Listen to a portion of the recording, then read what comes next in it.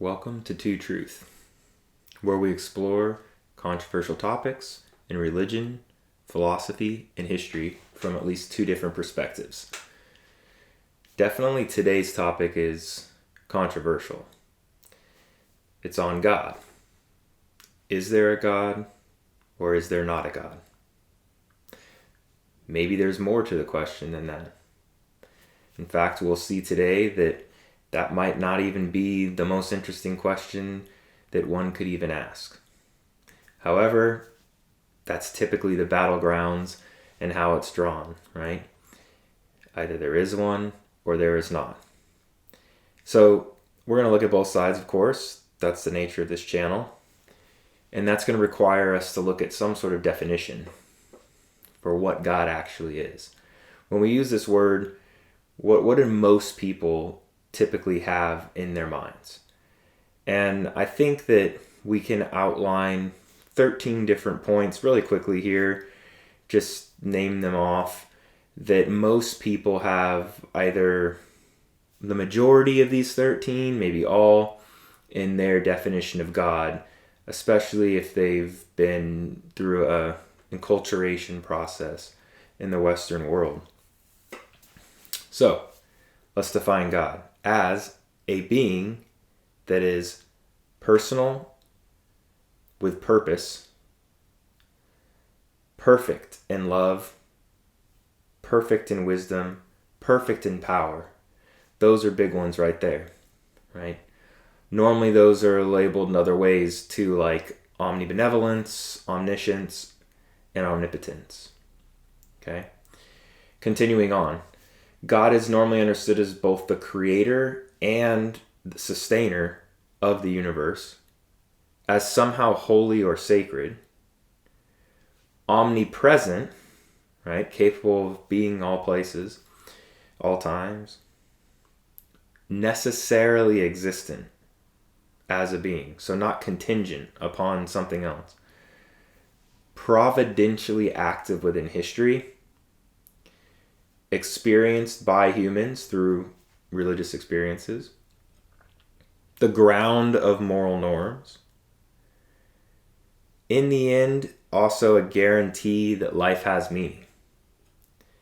Right? And last but not least, provides a hope that there will be victory of good over evil.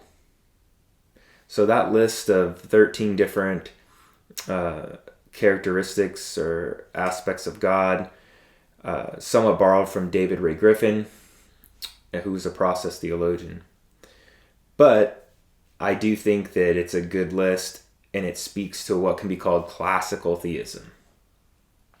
The typical viewpoint, right, of what God is supposed to be all about in terms of God's nature. That means that any argument for or against is going to try to prove or disprove something similar to that definition. Now, you might totally disagree and be like, well, that's not what I think God actually is or is all about.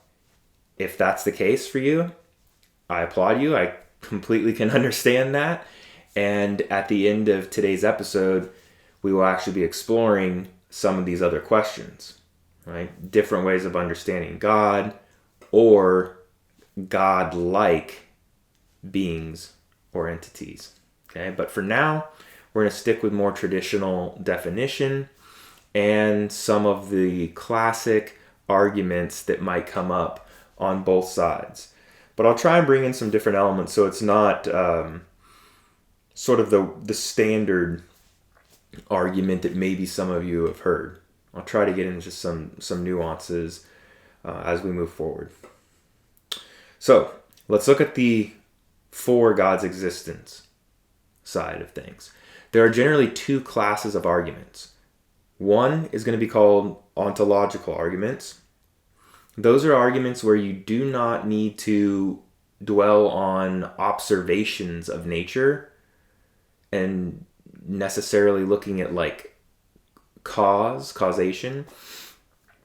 Ontological arguments are from reason alone. Okay? One example would be St. Anselm's famous argument, or René Descartes. More recently, Charles Hartshorne and is one person, or Alvin Plantinga, another theologian who have focused on ontological arguments. I'm not going to focus on that. They're often talking about a being than which nothing greater can even be conceived. Okay? But a lot of these arguments can be, in my opinion, also like almost presupposing already the existence of a God. They don't necessarily seem to provide, I think, super compelling proof for a lot of people. So what I'm going to do today is focus on what I believe, and many others also would agree, even on the other side, people that are against the existence of God would often agree that some version of what's called a fine-tuning argument is the best argument for the existence of God. Now, there's this whole other class. So there's ontological arguments, and then there's cosmological arguments that are going to be looking for an ultimate source of causation, maybe in a chain, right, of cause and effect, or of contingent beings to a necessary being, right? Stuff like this, okay? So basically, in making an inference from observations in nature for these cosmological arguments. To jump back now, though, to this fine-tuning set of arguments, I truly believe that these are the best types of arguments that are out there, because they focus in many ways on physics and chemistry, and that gives them a certain sort of power by grounding them in these fundamental hard sciences. Okay?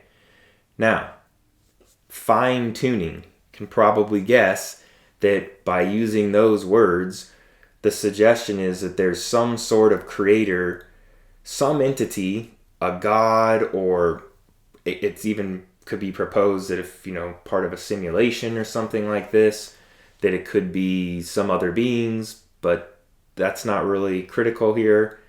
What matters is that the belief is that the 25 or 26 fundamental constants that are part of our physical theories of reality currently are precisely tweaked to have certain values.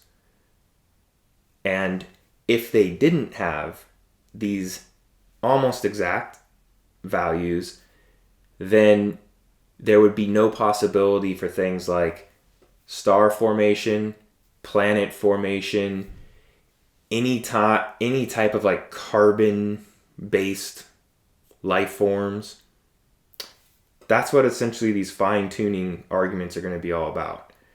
Is that if these fundamental constants were slightly tweaked, and so let's get some examples here.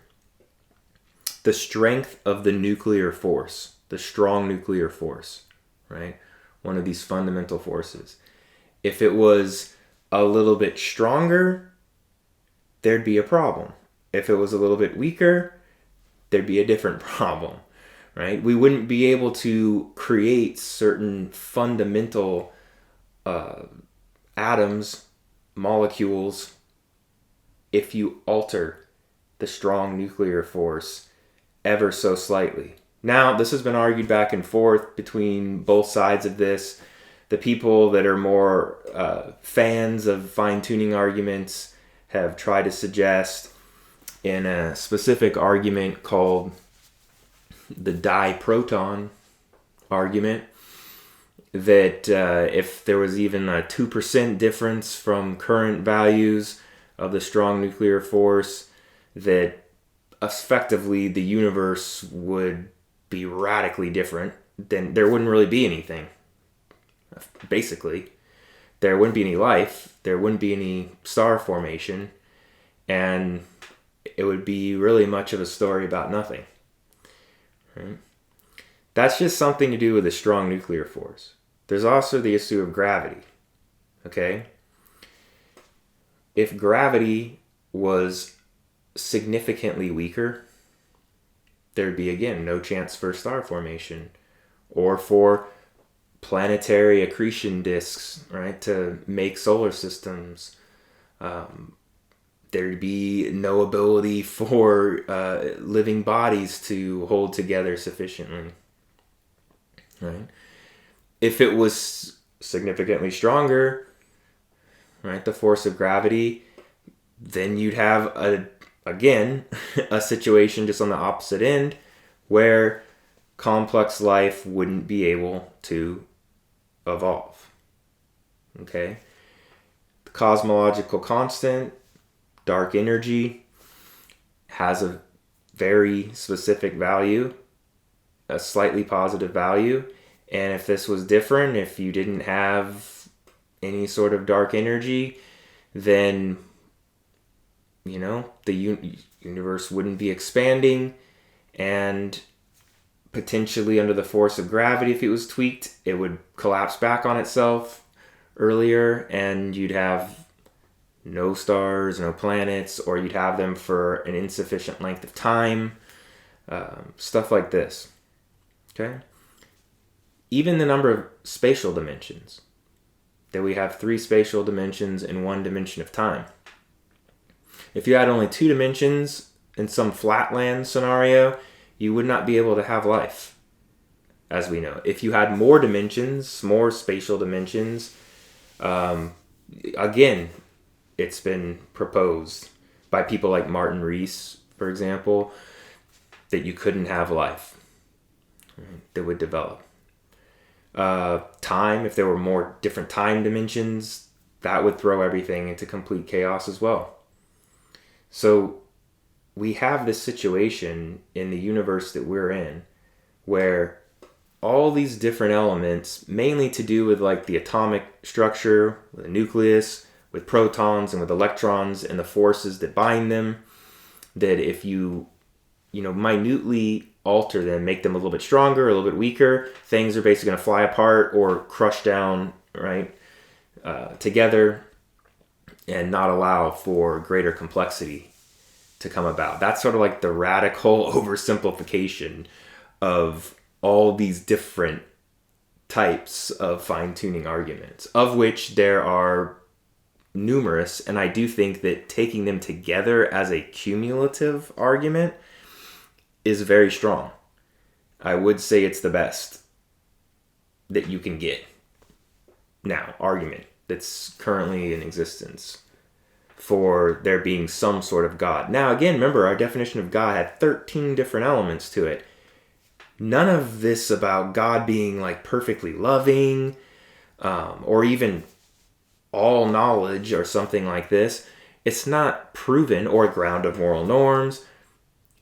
None of these fine-tuning arguments get at that. That's a very important point to understand. Almost any of the arguments, classical or more contemporary, at best, they can kind of tell you that there might be a reasonable... you're within reason to believe that a God could exist that might have some of these attributes. There is no argument or even set of arguments that's going to be very compelling for all 13 elements that were on the list. It's still going to come down to a lot of faith-based aspects for most people, if you want to accept all 13 of these different components that make up the existence of God. Now, before we can fully move to the flip side of it, I at least want to try and tell you how some people have countered the fine-tuning argument. All right?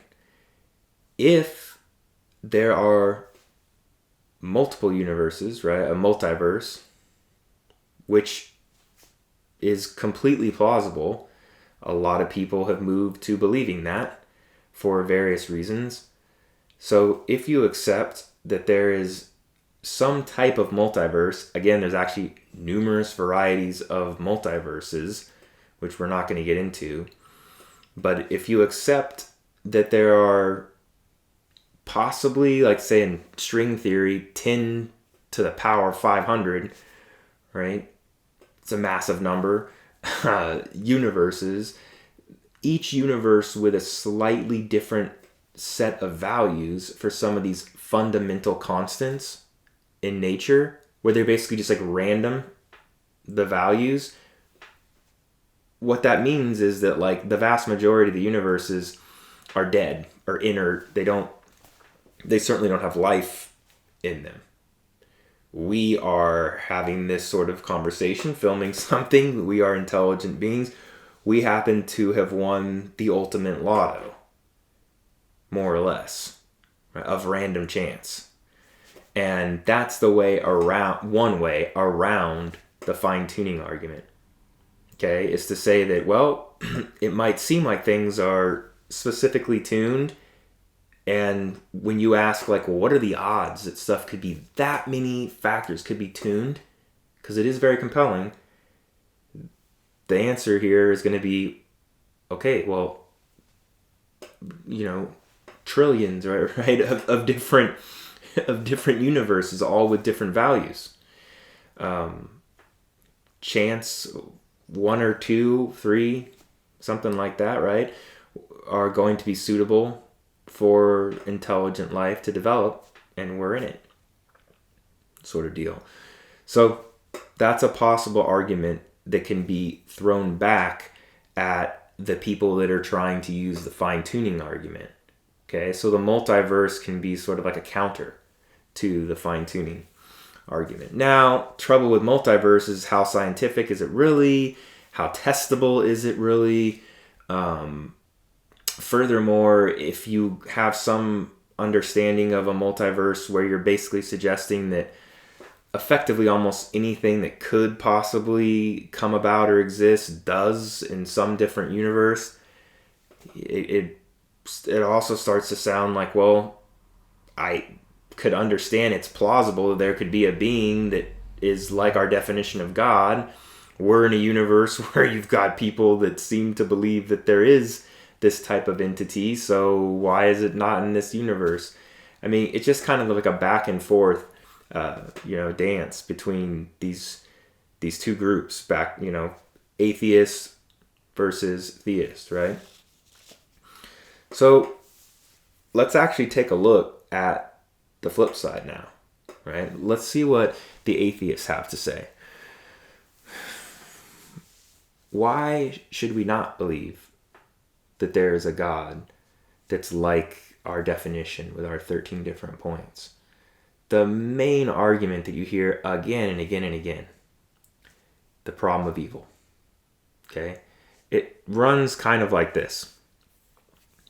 If God is perfectly loving, then God must wish to abolish all evil. And if God is all powerful, God must be able to abolish all evils.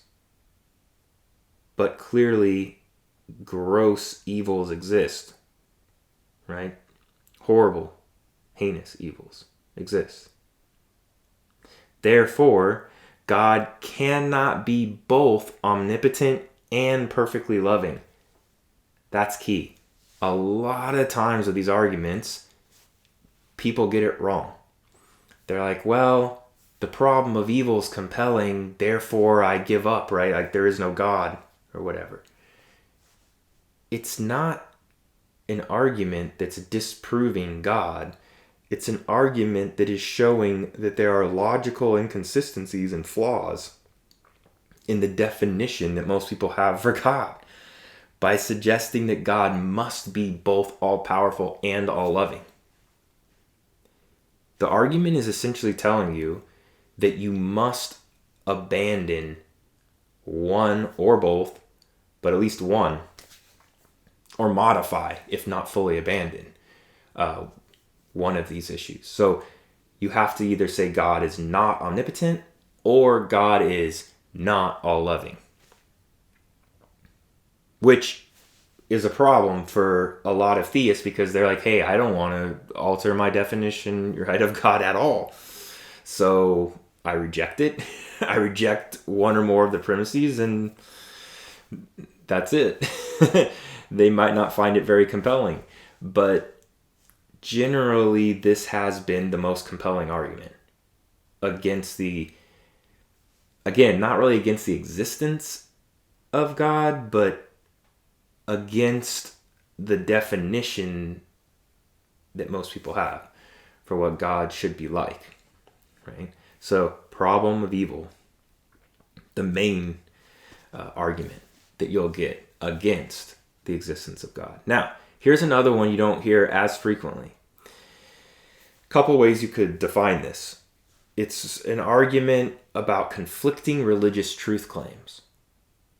Or it could be understood as maybe like a multiplicity argument. And sort of how this one runs is that the claim will be made, hey, if God exists, then why do, so many different religions have totally different descriptions of God, right? Why do we not have a continuity of religious experience that is at least somewhat similar? For example, if I'm a Taoist or a Buddhist perhaps, I might understand ultimate reality as an impersonal force rather than as a personal being that I can have a relationship with and somehow communicate with, maybe, right? That grounds all these moral norms, right? And all the other 13 elements that we've talked about. So the Tao of Taoism is a struggle to equate with the God of, right, Judaism, Christianity, or Islam. Just as one example, right? Nirguna Brahman, other elements like from Hinduism and again Buddhism, where there might be more of a focus on emptiness, things it doesn't sound like that can easily be described as the same thing, right? As a loving, all-powerful personal God. So that's kind of what the argument is from atheists here, is like, well, why is it that there's not something that does sound much more similar between these major world religions, right? Now, there's a very good, I think, counter to this, and the simple answer to counter this one is the possibility of what's called multiple religious ultimates. It's very possible that whatever ultimate reality is consists of, again, many components. God, as understood in more of like the Western traditions, might only actually be one, element or component to this system that makes up ultimate reality. So the Buddhists and Taoists might be focused on a different aspect or component of ultimate reality. Whereas if you're a Christian, say, right, or a Muslim, you might be focusing on this different piece of the puzzle. Right? And that's also, if something like this were true, it's a justification for having a different type of religious dialogue, right? You should talk between a Buddhist and a Christian because you can enrich and enlarge the scope of your spiritual or religious life. So that's one of the other arguments that atheists might give. about conflicting religious truth claims, and then there's the one possible counter to that. Maybe you can see at this point, kind of like this channel, there's like point, counterpoint. But then there's a counter to the counter, and back and forth, back and forth. There's never really been something so compelling and conclusive that where everyone's like, all right, that's hard to argue against. And I guess I'm just going to have to say I was wrong and accept the other side. Right? I mean, it hasn't happened yet, at least, and this has been going on for thousands of years. Okay? So there you have a little bit of both sides. We define God, right? At the beginning here, we've looked at a couple of the reasons or arguments for the existence of God, and now we've looked at a couple against, right? So I think it's worth pointing out one more time that the arguments against aren't so much proving that there can't be a God.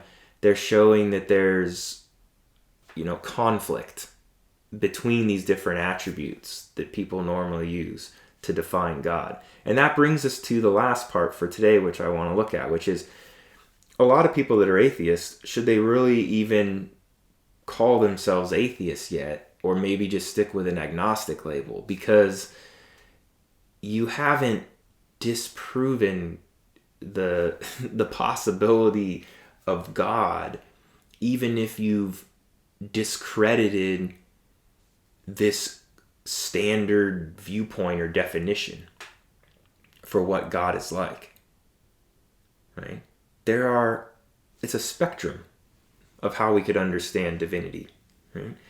So there's all these other ways that you could talk about having a God in the picture that don't require, for example, God to be all-powerful or all-knowing, right? As two obvious places we could start to tweak things. You could say that there is a God that is maximally, right, the most powerful being, but that power has always been shared with some world of simple, finite, actual entities.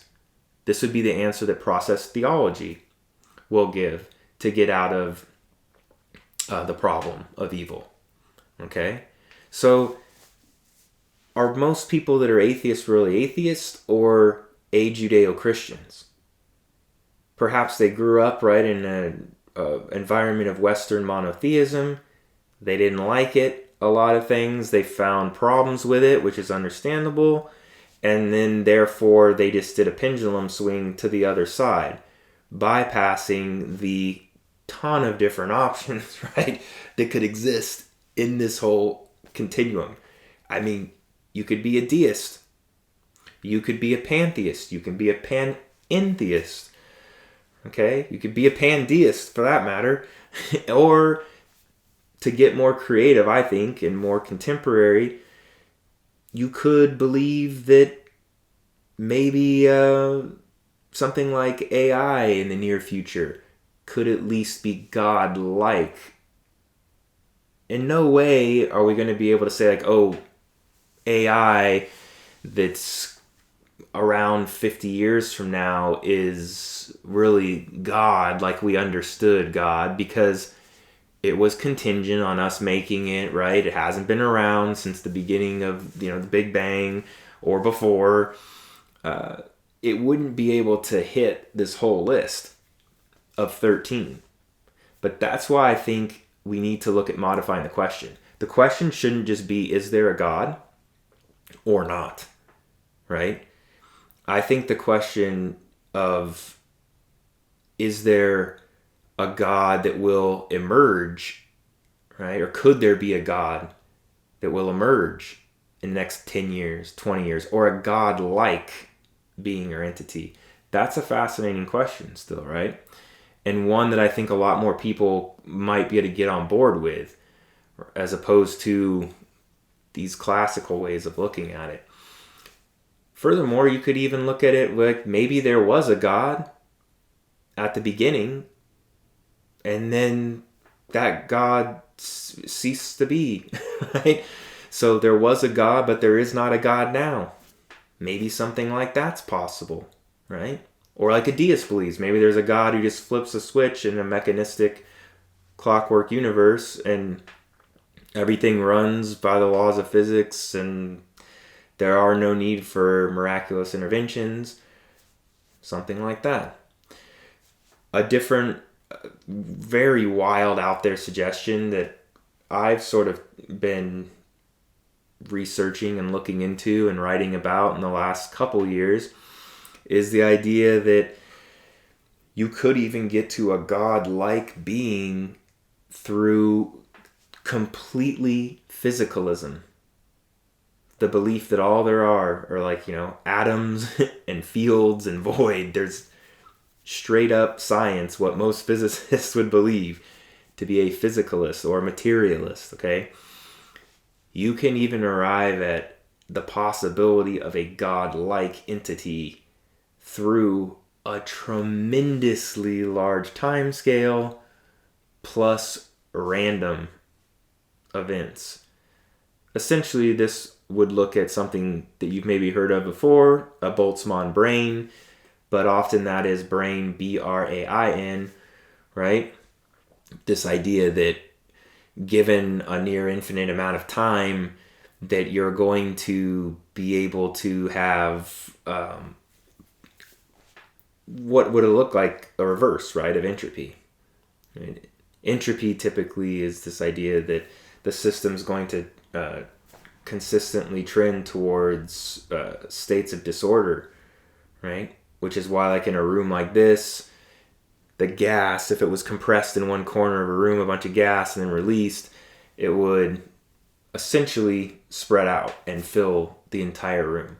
But it is theoretically possible that given an insane amount of time, that all of that gas could effectively be arranged in a lower, much lower ordered entropy state, kind of like where it started. Okay?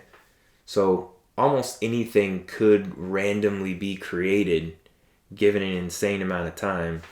So this is the notion of what could be like a Boltzmann brane, but as I've talked about it in my recent research, would be a brain, B-R-A-N-E, like a membrane, which would be easier to construct than something like a human brain. And, we need to expand what we even think about consciousness, intelligence, information, and how that could be stored and what it could look like. And so I do think there's a lot to be said about looking at the membranes or the boundaries of different levels of reality as it relates to information. So that's sort of just taking us out into total wild speculation. But that's the fun of this whole topic, right? It doesn't need to just be the Christian God is or is not. That's such a limitation on where we could go with the question relating to God. Right? So hopefully you enjoyed this and you got to see, right, some of the arguments for, some of the arguments against, and you know what I always say now at the end of my videos, that probably the safest position is to stay gray.